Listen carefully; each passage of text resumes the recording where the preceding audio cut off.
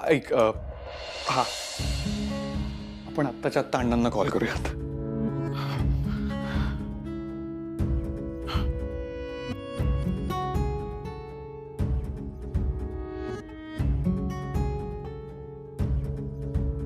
Busy येतोय,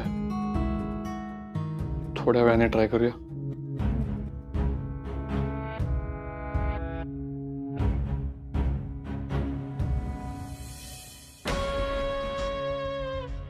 मला अजिबात वाटलं नव्हतं ही रुक्मिणी तुमच्याबद्दल हे असं काहीतरी विचारेल म्हणून. मॅडम मी तुम्हाला आधीच बोललो होतो की ती असे आडवे तिडवे प्रश्न विचारणार म्हणून. अहो पण मी गोंधळून गेले ना तिने असं एकदम विचारल्यावर. नंतर काय बोलली ती इंटरव्ह्यू नंतर? मी विचारलं तिला, म्हणाले मी पक्षाच्या ऑफिसमध्ये गेले होते. तिथे लोकांनी मला सांगितलं पुरुषोत्तम तुमच्या सगळ्यात जवळचे कार्यकर्ते आहेत, त्यांच्या सल्ल्याशिवाय तुम्ही काहीही करत नाही असं म्हणाले. हो. खोटं बोलते ती, विश्वास ठेवू नका तिच्या. अहो पण माझ्याशी किती प्रेमाने छान बोलली ती. नाही ती जे म्हणते ना की सगळी माहिती तिला पक्ष कार्यालयातून मिळाली, नाही मॅडम ही माहिती तिनं दुसरीकडून कुठून तरी मिळवली आहे. असं काय वाटतंय तुम्हाला?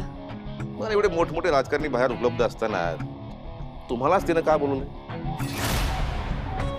तुम्ही तुलनेनं नवख्या तरी पण. मला असं वाटतं यांच्यामुळे बोलवलं असेल. म्हणाली मला उमेदवारी मिळाली की परत एकदा इंटरव्ह्यू घेईन, पण त्या वेळेला मात्र मी अजिबात जाणार नाहीये. नाही अजिबात असं करू नका मॅडम, उलट तुम्ही उजळ माथ्यानं जा. अहो पण परत तिने नसते प्रश्न विचारले तर काय करायचं मला सांगा. त्यांच्या मनात संशय निर्माण होईल असं काही करू नका ना मॅडम तुम्ही. काही पत्रकार एखाद्या बातमीच्या मागे लागले तर ते अगदी मुळापर्यंत जातात, त्याचा मागोवा घेतात. कित्येकांची करिअर बर्बाद झालीत मॅडम याच्यामुळे. त्यांच्या मनात संशय निर्माण होईल असं काही करू नका. बरं ठीक आहे, मग आता मला सांगा काय करायचंय. तुम्ही जा, आपण अभ्यास करू, प्रश्नावली तयार करू, उत्तर तयार करू, उजळणी करू. तुम्ही जा, बेधडक उत्तर द्या. तसंही काय वेगळं विचारणार ती? विचारून हेच विचारेल, अजून काय. मॅडम त्यांनी समजा असं विचारलं की श्रीधर वानखेडेचा मृत्यू कसा झाला, तर काय द्याल उत्तर?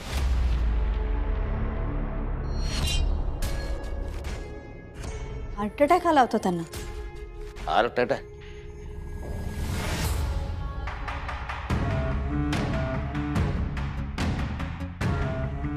मग जेव्हा श्रीधर वानखेडेंना हार्ट अटॅक आला होता तेव्हा तुम्ही कोणत्या डॉक्टरला फोन केला होता, कधी, किती वाजता?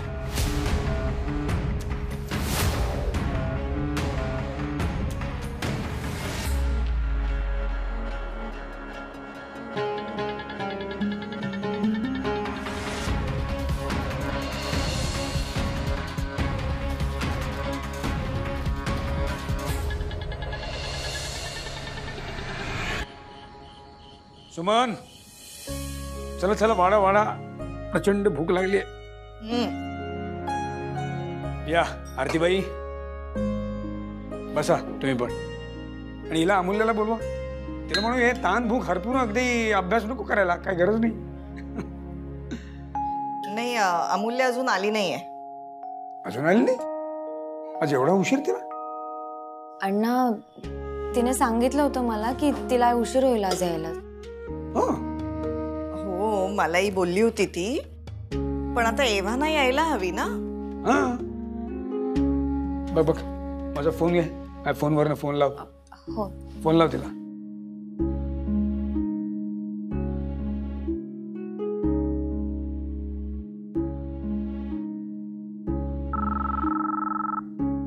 वेदांचाच फोन आहे. वेदांचा? आत्ता? हॅलो, हा बोला वेदांत. हॅलो हॅलो वेदांत, आवाज येतोय का माझा? हो हो अण्णा, येतोय आवाज. काय आज अमूल्याला फार उशिरापर्यंत थांबवलंय ऑफिसला, अजून आली नाहीये ती. अण्णा ऍक्च्युली माझ्याकडून एक चूक झाली आहे. चूक झाली म्हणजे? कुठे कुठे आहात कुठे तुम्ही आता? मुंबईला. मुंबईला?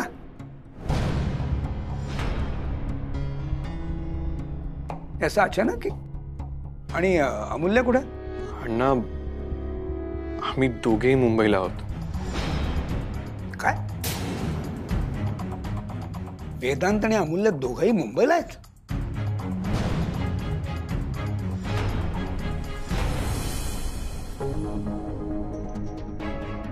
मॅडम हे घ्या तुमच्यासाठी आणखी एक सरप्राईज.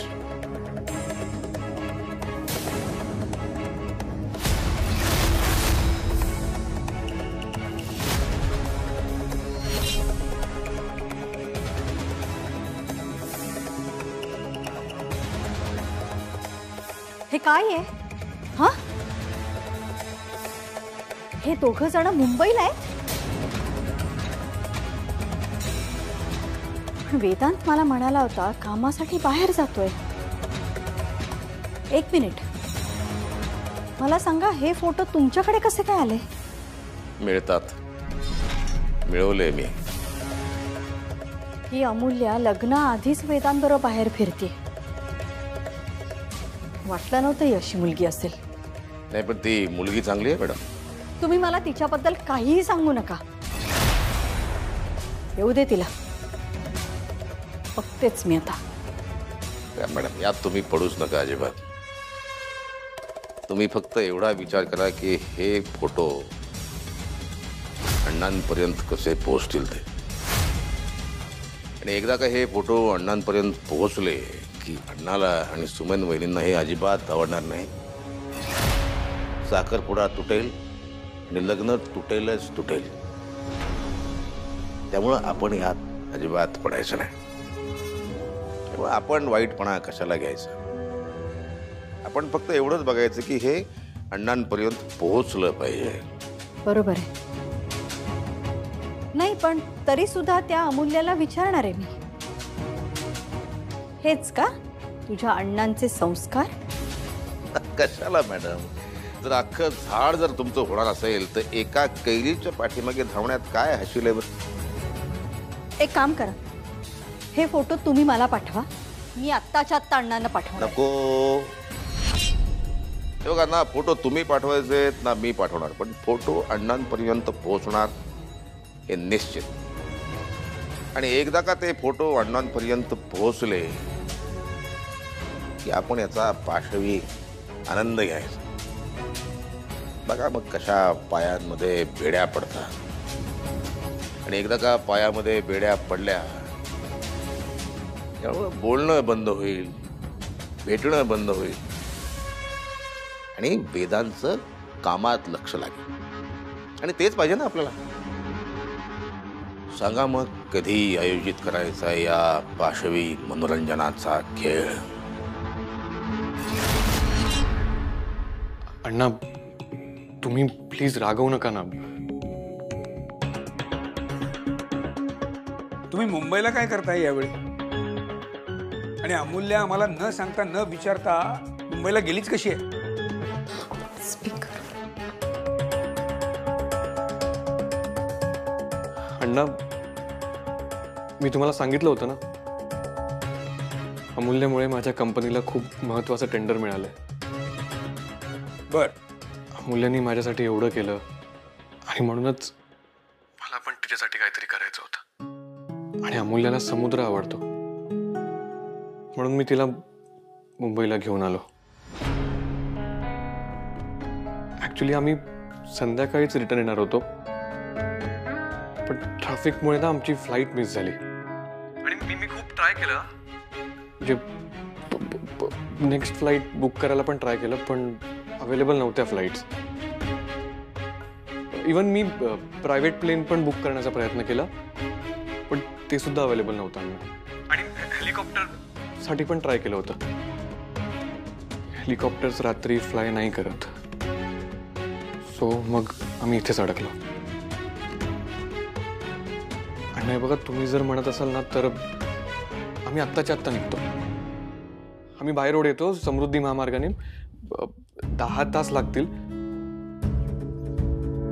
पोहोचायला, सकाळच होईल, पण आम्ही निघतो अण्णा. त्या तिला फोन दे जरा. अण्णा मी अमूल्याला फोन देतोय, पण तुम्ही प्लीज चिडू नका तिच्यावर. तिची यात काहीच चूक नाहीये. तिला फोन द्या.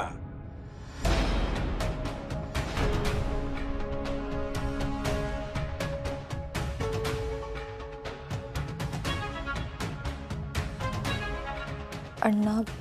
काय तू मुंबईला आहेस? हो. आमच्या मदतीची काही गरज आहे का? नाही अण्णा, काळजीचं काही कारण नाही आहे ना? नाही, काही नाही. पण अण्णा मी उद्या सकाळी पहिलं फ्लाईट पकडायचं आणि नागपूरला यायचं. मग बोलू आपण. हॅलो अण्णा, मी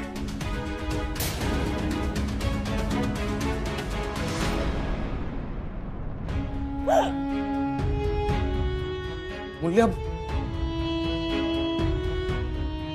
अगं तू असं रडू नकोस ना. मूल्या, तू नको टेन्शन घेऊस. मी ना सकाळची पहिली फ्लाईट बुक केली आहे. आपण लगेच निघूया, डोंट वरी.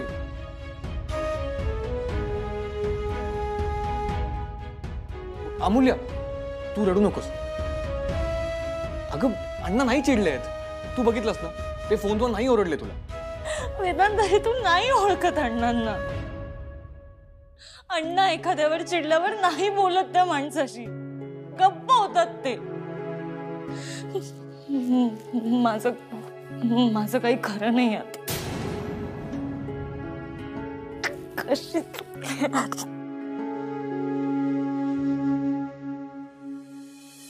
अरे ही दोघंही मुंबईला जाणार आहेत हे तुला माहिती होतं? नाही अण्णा. खरं सांगतेस? म्हणजे वेदांत तिला ट्रीट द्यायला घेऊन जाणार आहे हे माहिती होतं, पण कुठे काय जाणार आहेत नव्हतं माहित. कहर केलाय पोरेने. सुमाने एवढ्या मोठ्या झाल्या मुली. हा, अमूल्य आजकाल असं का वागते ना, खरंच कळत नाही मला. मन मोकळेपणाने धड बोलतही नाही हो. नाही येऊ दे, बोलतो यश मी. अण्णा तुम्ही थोडं शांत व्हा, येईल उद्या अमूल्या. आहो तुम्ही बसा, मी तुम्हाला वाढते. नाही नको मला जेवायला. असं करू नका. तुम्ही आधी शांत व्हा बरं. 2 घास तरी खाऊन घ्या. अण्णा उपाशी नका ना राहू, थोडं खाऊन घ्या ना. घ्या तुम्ही दोघेही जेवून घ्या.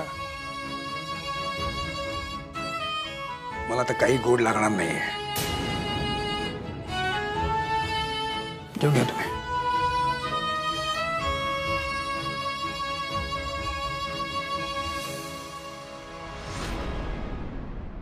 मूल्या,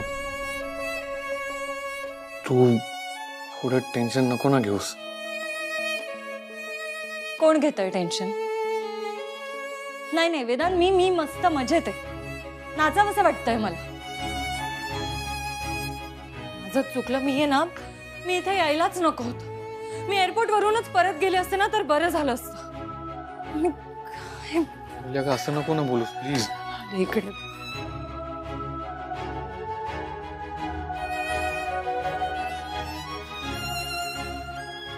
तू अशी शांत नको ना राहूस. अमूल्य ऐक ना, तू हवं तर रागव माझ्यावर, ओरड मला, पण प्लीज शांत नको ना राहूस. वेदांत, तरी तुला कळतंय का? माझी वाट लागणार आहे. बघ, मला समजतंय, पण आपल्या हातात काय आहे? काहीच नाही ना. सो आता तूच सांग मला, जे झालंय त्याचं टेन्शन घ्यायचं का ह्यावर काहीतरी वे आउट काढायचं? मला नाही सुचत आहे काही. माझ्या डोळ्यांसमोर सारखा अण्णांचा चेहरा येतोय रे. सी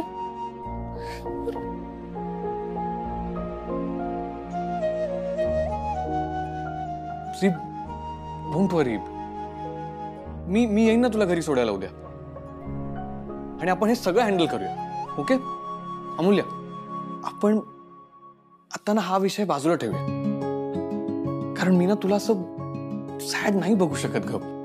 वेदांत, अरे तू सुद्धा सॅड आहेस ना. मग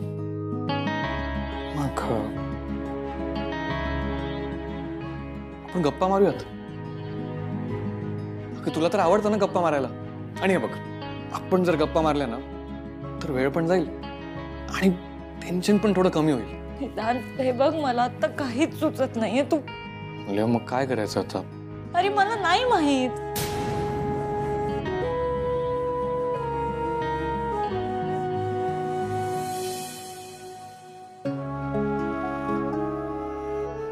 चल तू तरी जेवून घे.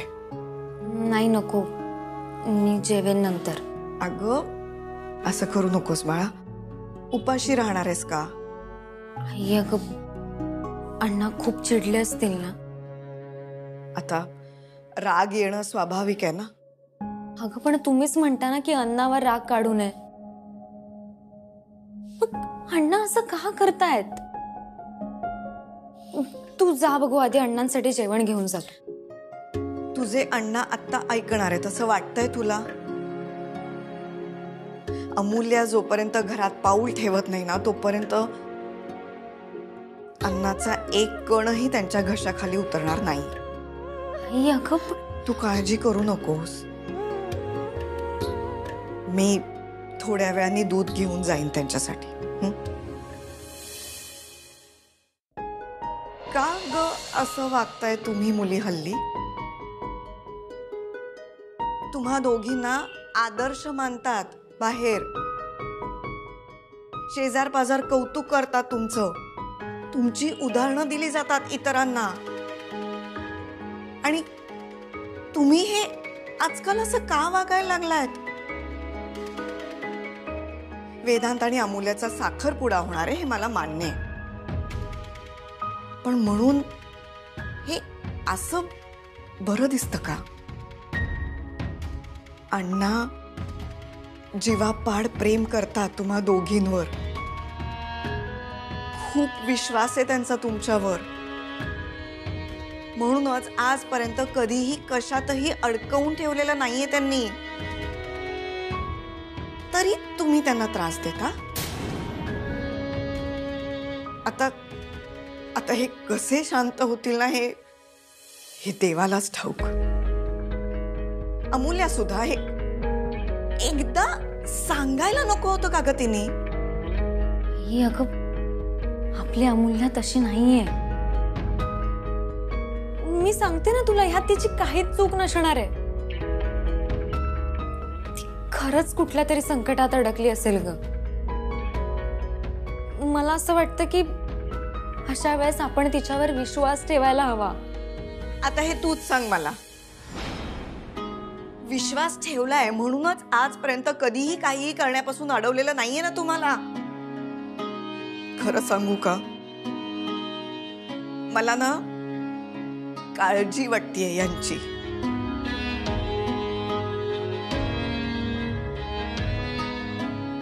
आजपर्यंत कधीही असे उपाशी झोपले नाहीयेत हे.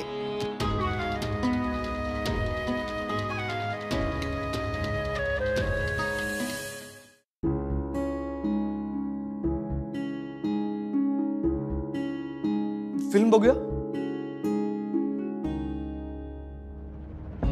तुझं डोकं ठिकाणावर आहे का? अरे माझी इथे परिस्थिती काय वेदांत, तू काय बोलतोयस? सॉरी, तू बस बस. कमाल आहे यार तुझी खरंच.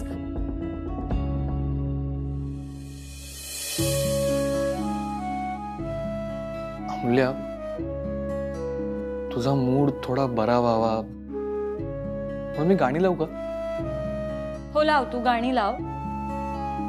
आपण मस्त डान्स करू आनंदाने. अगं तसं नाही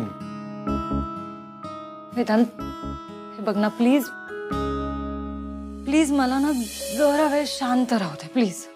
अमूल्य मला ना तुला असं अस्वस्थ नाही बघवत आहे. अरे मग काय इलाज आहे यावर? जे व्हायचं होतं ते होऊन गेलं आणि आता आता पुढे जे होणार आहे ना वेदांत ते ह्याहून अधिक टेन्शन देणार आहे. बरं ठीक आहे, मी जातो माझ्या रूम मध्ये, आपल्यासाठी डिनर ऑर्डर करतो. तू जेवायला माझ्याच रूम मध्ये. ओके.